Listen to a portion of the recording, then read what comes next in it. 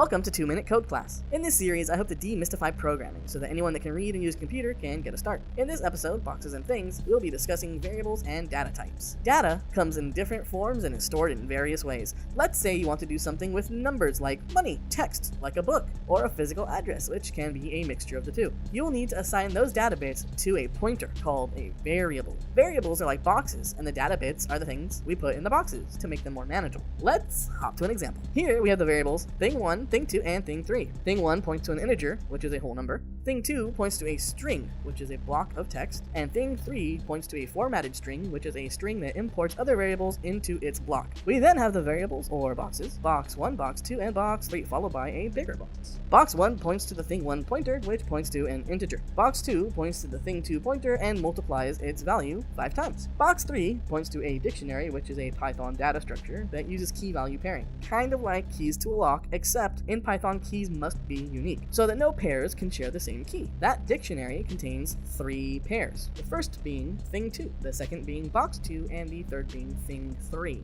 Following box3 is bigger box, which points to a list structure containing box1 at position 0 and thing1 at position 1. After creating these boxes that point to these things, let's use print to print out the things in these boxes. Now that we've used 3 print commands, we can see how our data is retrieved. First, we print the list that bigger box points at, and right next to it, we print the items at position 0 and position 1 of that list. Second, we have a math problem using the integer variable and various math operations. Lastly, we are printing each key value pair in box 3's dictionary, followed by the entire dictionary. Use a pen and paper. Make 5 variables with at least 4 of them being either strings, integers, lists, or dictionaries.